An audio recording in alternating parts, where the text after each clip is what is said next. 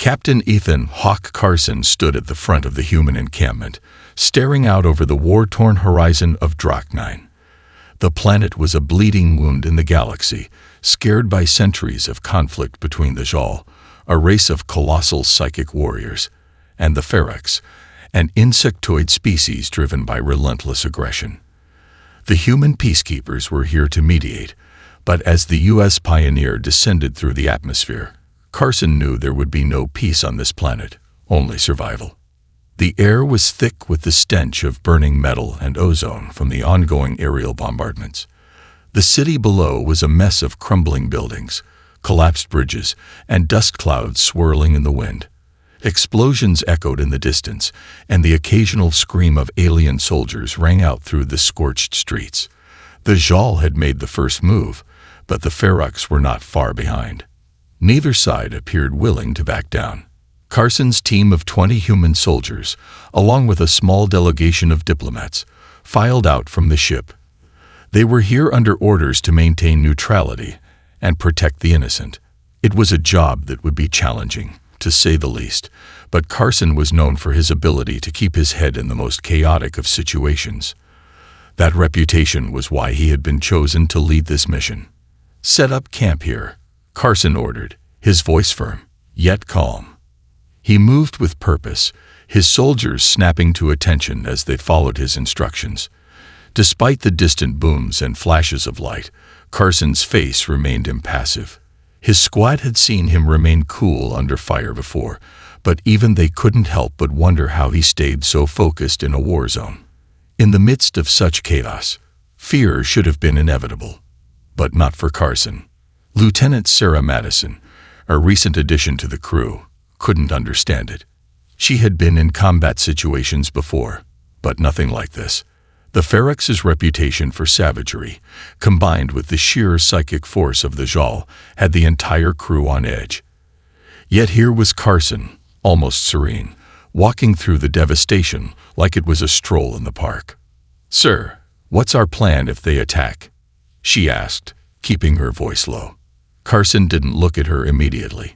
His eyes scanned the area, measuring distances and analyzing the layout of the land as though he were studying a map. His gaze then flicked over to the nearby rubble where enemy soldiers might take cover. "We hold position. If the Ferox or Jal make a move, we'll respond. But we're not here to fight, Lieutenant. We're here to survive." Madison hesitated before speaking again, her nerves fraying. "And you're just going to sleep through it, like last time?" Carson finally looked at her, his expression unreadable. "Yes, because if I don't, neither will you." His words hung in the air for a moment before he turned and walked toward his tent, his footsteps steady and unwavering. Madison watched him go, feeling the strange weight of his calmness settle over her like a mantle. It was both unnerving and reassuring at once.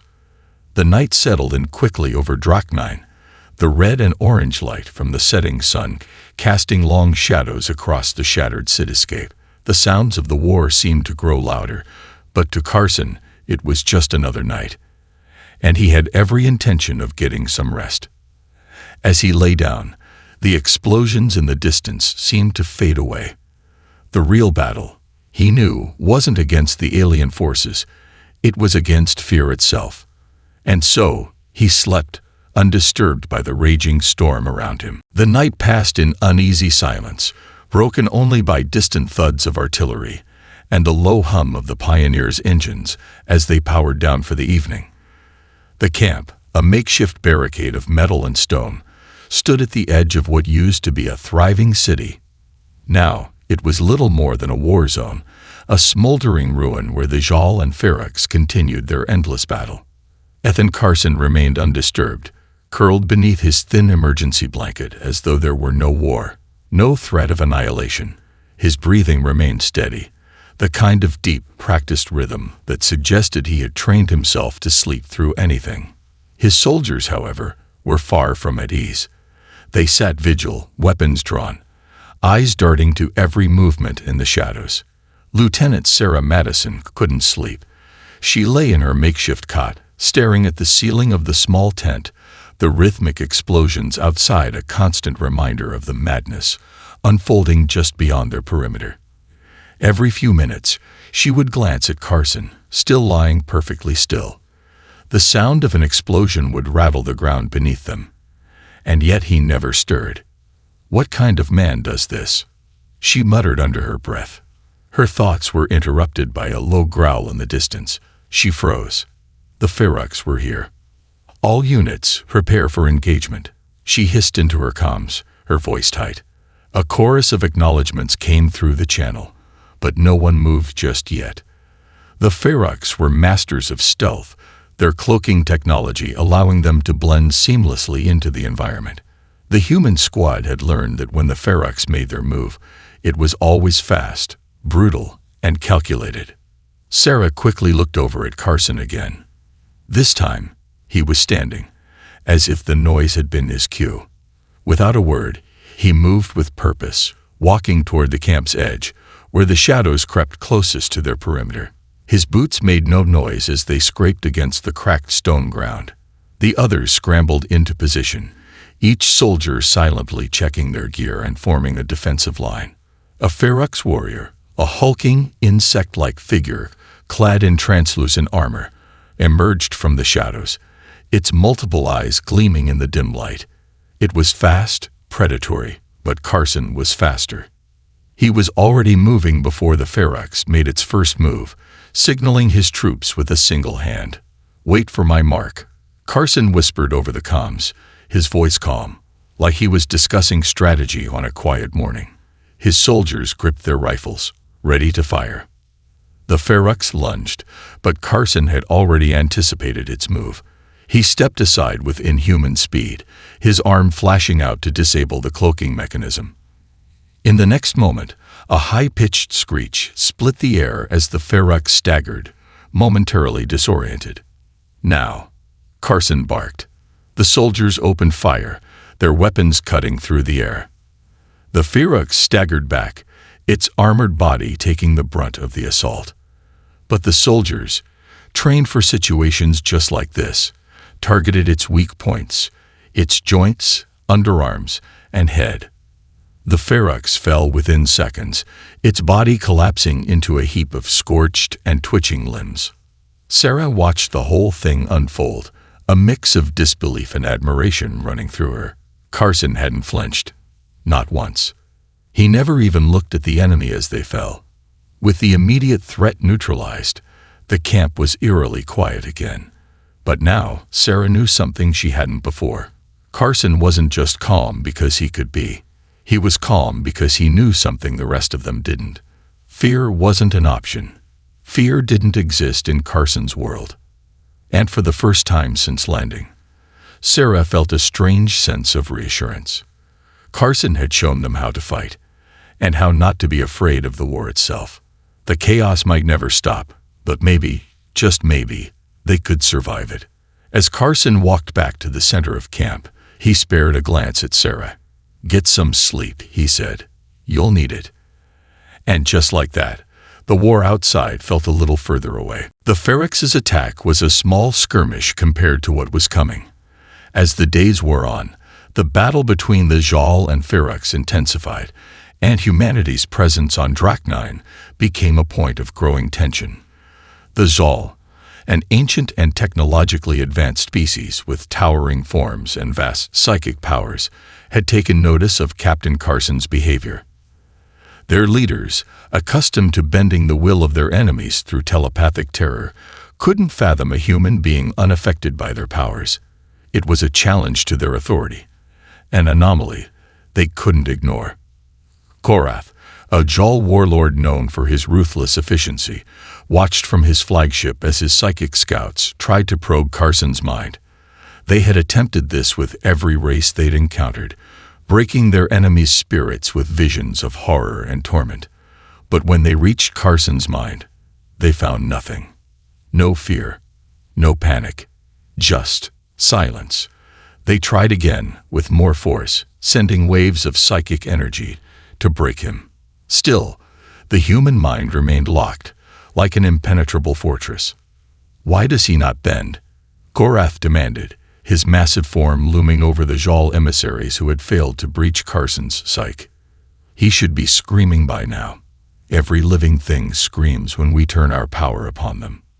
The Jal emissary, a sleek figure draped in silver armor, bowed low. "We do not understand it, War Leader. It is as if the human is not afraid at all." Korath's eyes glowed faintly, a deep red that indicated his growing frustration. "Send an envoy. We will meet this human. Perhaps he can explain himself. If he will not bend to our will, he must at least learn to respect it." Back on the surface, Carson sat on a ridge overlooking the smoldering cityscape, deep in thought.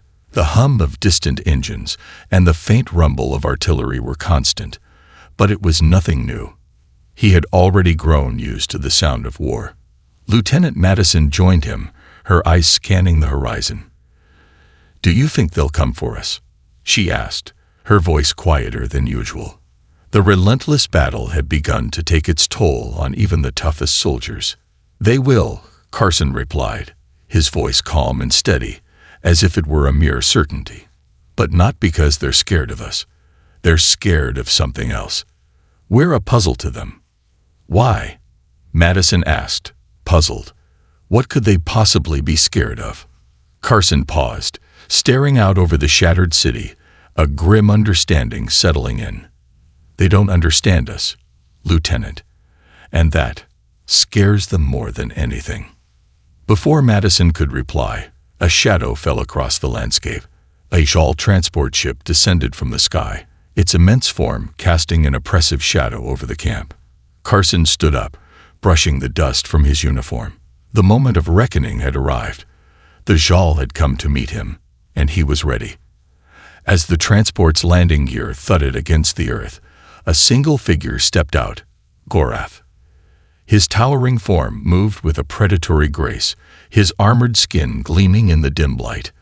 The Jal warlord's gaze locked onto Carson, and for a moment, the air seemed to crackle with psychic energy. The two stared at each other, each weighing the other, each knowing that this meeting would determine the future of humanity's role in the galaxy. Carson didn't flinch. He didn't even blink. He simply stood there, a rock amidst the storm. "Human," Korath's voice rumbled, "I have come to offer you a choice. Join us or die." Carson's response was simple, delivered without hesitation. "I choose to live on my terms." It was the first of many battles, though none would ever be fought with weapons. The atmosphere on Drak 9 had taken on a chilling sense of urgency. The Jal warlord, Korath, had departed, leaving behind a sense of unease that hung thick in the air. Carson's refusal to bend to the Jal had only solidified the perception that humanity was not like other species, perhaps more dangerous, certainly unpredictable. And while the humans remained neutral in the conflict, both the Zal and the Ferox had begun to view them with suspicion. But even as Carson and his team were left to digest the unexpected encounter with the Jal, they were no closer to understanding just how precarious their situation was. The Jal had left with their offer of alliance rejected, and the Ferox, unable to ignore the growing threat of the human force, had already begun planning their retaliation. It came swiftly. The sky above the human camp darkened as Ferox dropships silently cut through the clouds, cloaked and nearly invisible against the backdrop of war. Carson had expected an attack, but nothing prepared him for the sheer speed with which it came. One moment, the camp was eerily quiet, soldiers standing guard, trying to catch a few moments of rest. And the next, chaos exploded around them. The first Ferox soldier to emerge from the shadows was enormous, a grotesque insectoid creature covered in segmented armor. Its multiple eyes glowed with malevolent red light, and its mouth mandibles clicked ominously. It darted forward, moving in a blur, silent and swift, as it closed in on a group of human soldiers near the perimeter. "Ambush, get to cover," Lieutenant Madison shouted, her voice rising above the sudden shrieks of the Ferox soldiers appearing from all directions.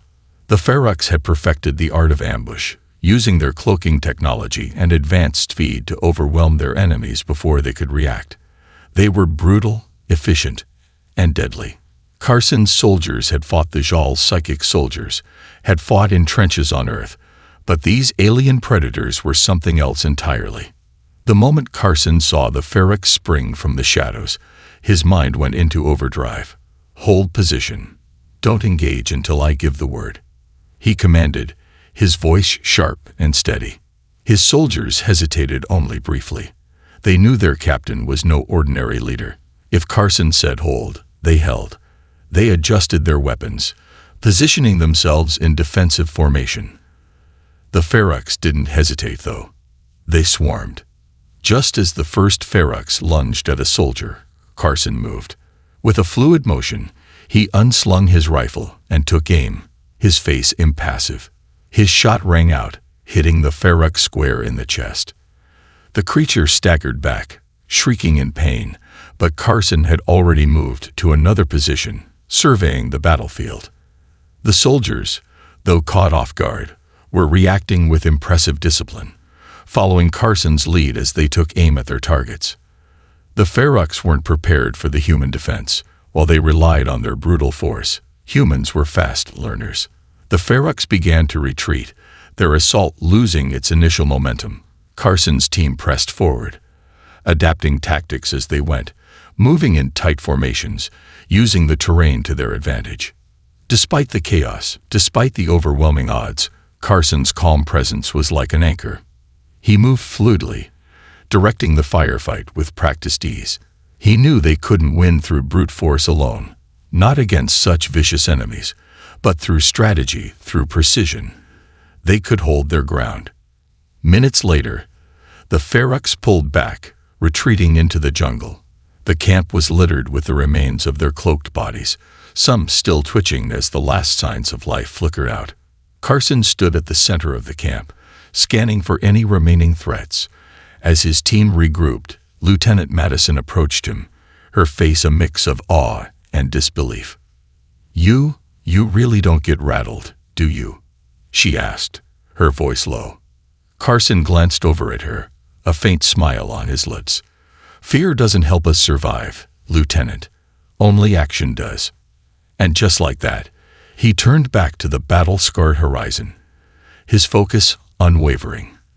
The war, it seemed, would not end soon. But as long as they stayed calm and stuck together, there was still hope. The Ferox assault had been a brutal wake-up call. Carson's team had held their ground, but there were casualties. A few wounded soldiers, a couple who wouldn't make it through the night. The camp was no longer just a forward base. It was a war zone in itself, surrounded by threats at every corner. The morale was low, despite the victory, and the sight of fallen comrades weighed heavily on every soldier. By nightfall, the camp had transformed. The once dominant hum of engines was replaced with the sharper sounds of distant explosions. The soldiers had set up makeshift barricades and turned every piece of salvageable debris into a fortification. The bodies of the fallen Ferox were left where they had fallen, their strange, spindly limbs twisted unnaturally in death. Carson had given orders to consolidate the wounded in a safe area while the rest of the team went into full defensive mode. His face, as always, was impassive.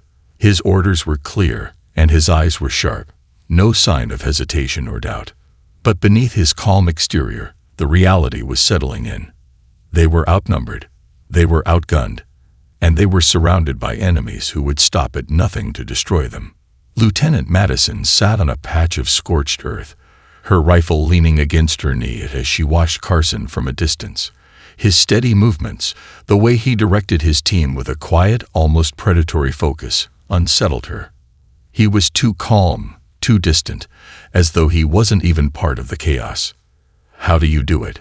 she asked quietly, her voice barely above a whisper. She didn't mean to speak aloud, but it had been bothering her since their arrival. Carson glanced over at her, his face unreadable. "Do what?" "Stay so calm," she said. "The Ferox were on top of us, we lost people, and you just moved through it all like you didn't even feel anything." He lowered his rifle, his eyes never leaving the horizon. "I feel plenty, Lieutenant, but fear has a way of paralyzing people, and that's the last thing I need right now." Madison frowned, not entirely satisfied with his answer. But she could sense he wouldn't elaborate. He never did. It wasn't just about surviving, she knew that. Carson was something more, something beyond the simple idea of surviving this war. He was an enigma. She watched him for a few more moments, then turned back to the camp. A small fire was burning, and soldiers gathered around it, speaking in hushed tones. A few were patching up wounds, others checking their weapons. Carson had already instructed them to rest and prepare for another assault at dawn, but it was clear that exhaustion was starting to take its toll. There's no way we're going to be able to hold out against both the Ferox and the Jal, is there? Madison muttered, more to herself than to Carson. Carson was silent for a long time before he spoke, his voice barely audible over the wind. I don't know, he said softly, but we can't stop trying. Not yet. His words were like a quiet command, carrying more weight than any order he could have given. The fire crackled between them, casting long shadows across the camp as the stars began to twinkle faintly above. The war wasn't over. Not by a long shot, but Carson was right about one thing. As long as they held on to the will to fight, no matter the cost, they could still survive. And if they could survive, they might just find a way to turn the tide. For now, though, all they could do was wait and hope the night would bring a brief respite from the chaos. But Carson knew better. The real battle was still coming, and it would be one unlike any they had faced before. The night passed quietly, but Carson knew that peace was fleeting. The stars above Drak 9 twinkled with an unsettling calm, as though the universe itself were holding its breath. The air was thick with tension, the kind of tension that preceded something monumental. Even as the soldiers rested, the unease was palpable. Their lives, their very survival, hung in the balance. Carson had never been one to sugarcoat the truth. This war would not be won by mere chance. At first light, the ground trembled. It wasn't a natural tremor, but something far more deliberate. The Ferox were coming again, and this time, they were not alone. Carson moved quickly, already pulling on his armor as the soldiers scrambled to their positions. The ferocity of the previous assault had left the camp on edge, but this time, they were prepared. Every rifle was loaded, every barricade reinforced.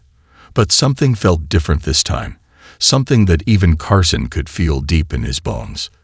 Lieutenant Madison joined him at the command post, her face tense but determined. They're coming from all sides, Captain. We've got no more cover to fall back to. We'll have to hold this position until reinforcements arrive.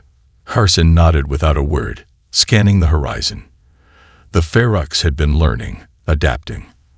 They weren't just attacking. They were studying them, probing for weaknesses. And now, it seemed they had found them. Get ready, Carson said, his voice cold and unyielding. We fight now.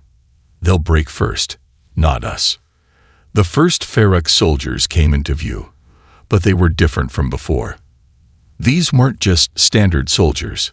They were elites, massive creatures clad in advanced armor and equipped with terrifying energy weapons. Their red, multifaceted eyes gleamed with intelligence, and their movements were almost synchronized, as though they were more machine than organic. Carson's heart rate remained steady, his mind calculating every potential outcome. The Ferox were relentless, but they were not invincible. His squad had faced overwhelming odds before, and they had survived. Hold your fire, Carson ordered, his eyes narrowing as the Ferox advanced. They were in a tight formation, clearly trying to overwhelm the camp with their sheer numbers and firepower. A heartbeat passed, and then Carson raised his hand. Now, gunfire erupted in unison, a barrage of precision shots that tore through the advancing Ferox ranks. The alien soldiers stumbled, falling in heaps of broken armor and shattered limbs. The humans fought back with a fury, but even as they held the line, Carson knew this was a temporary victory. From the shadows, a new sound echoed, a deep, reverberating growl that seemed to shake the ground beneath them.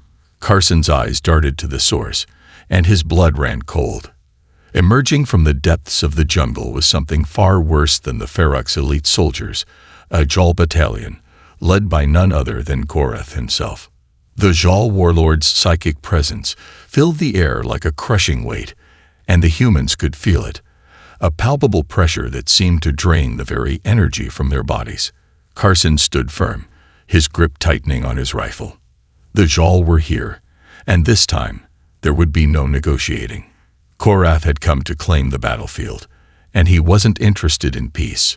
"Hold the line," Carson shouted, the urgency in his voice cutting through the air. His soldiers readied themselves for the fight of their lives. This wasn't just a battle for survival anymore. It was a battle for the soul of humanity. If they lost here, if they faltered even for a moment, the Jal would crush them, and the Ferox would sweep in to finish the job.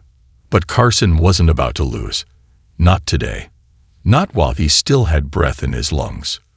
"We fight," Carson said, his voice low but fierce, "for our future." The ground beneath Carson's boots shook violently as the Jal battalion advanced, their towering forms casting long, ominous shadows across the battlefield.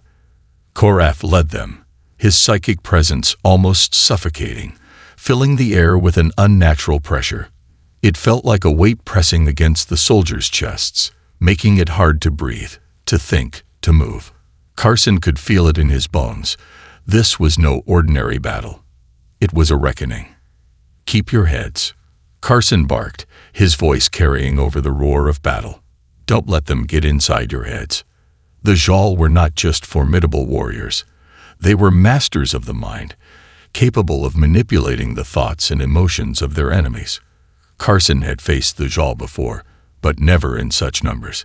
He knew that the real fight wouldn't just be against their soldiers.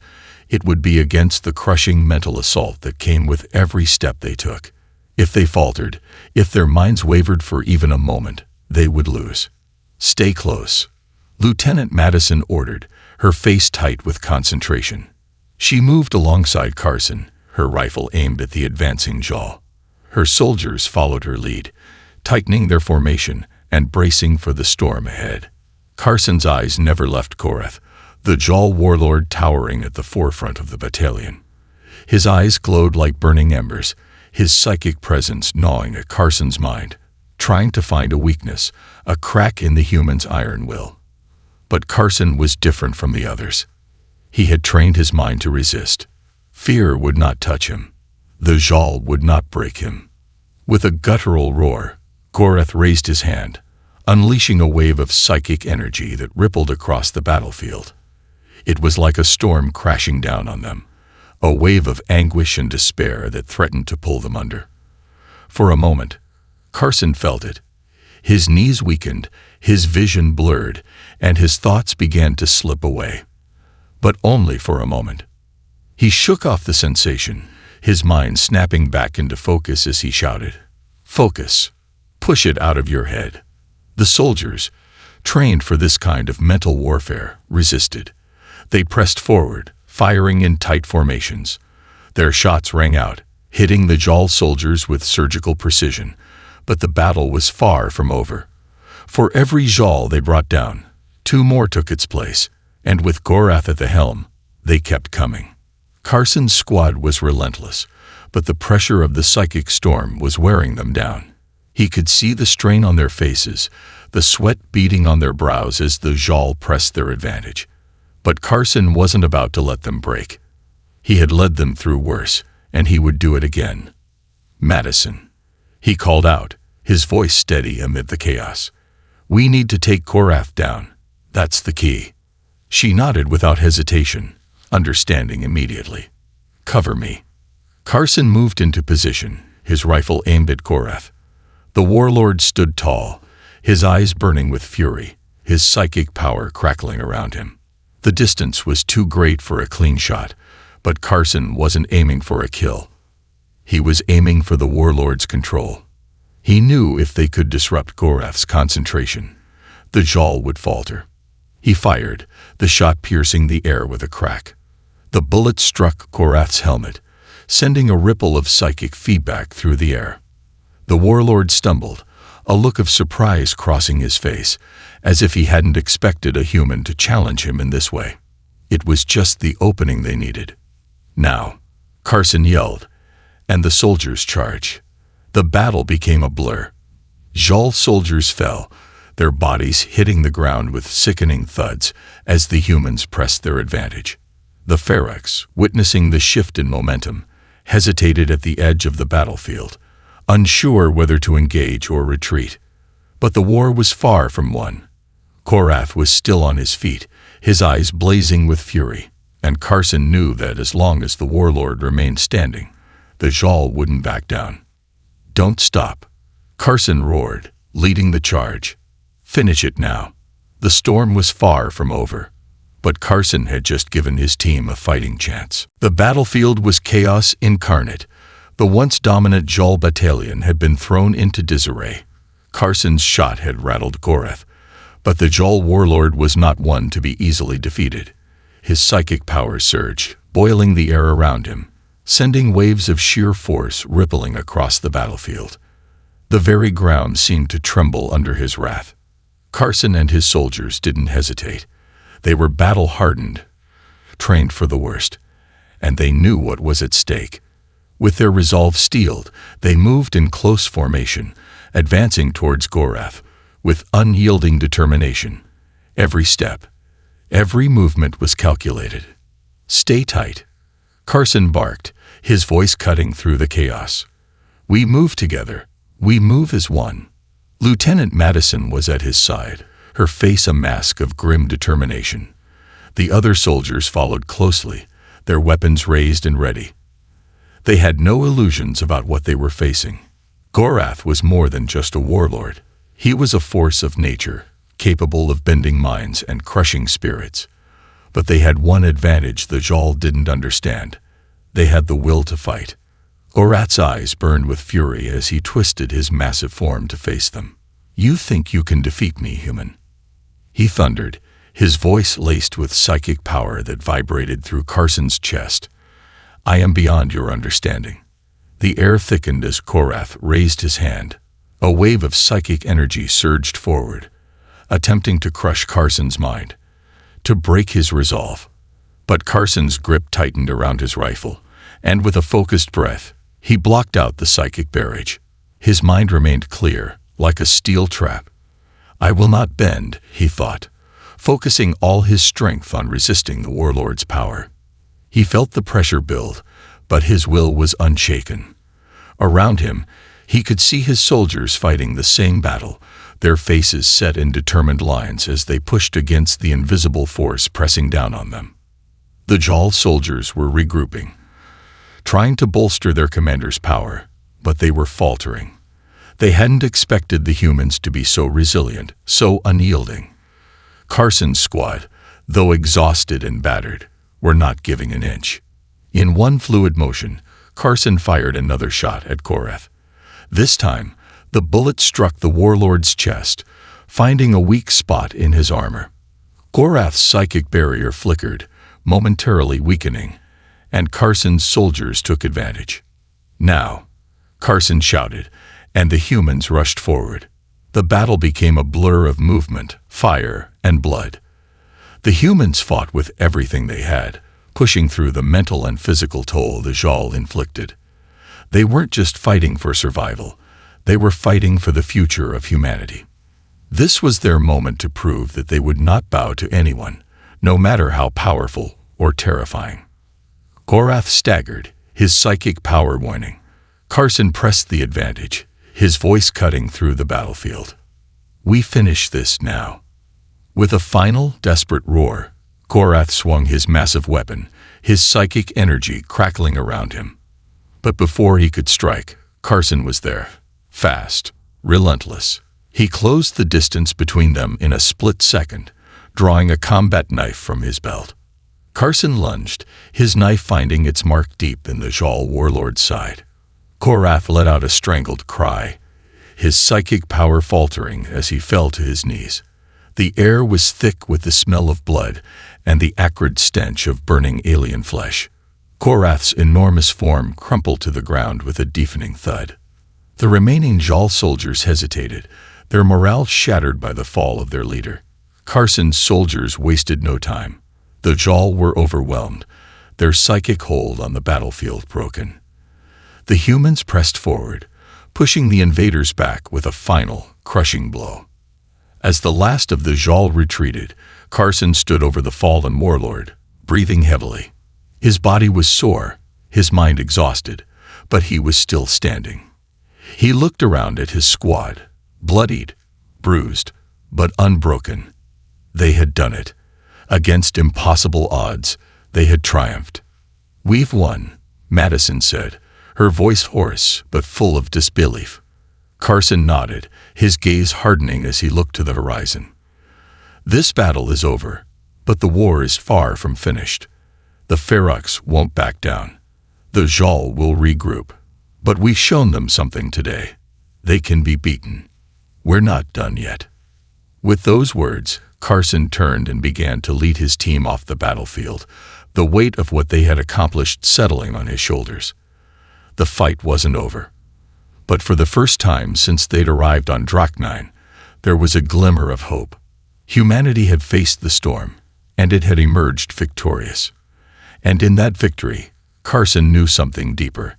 Their real strength was not in their weapons or tactics, but in their refusal to yield.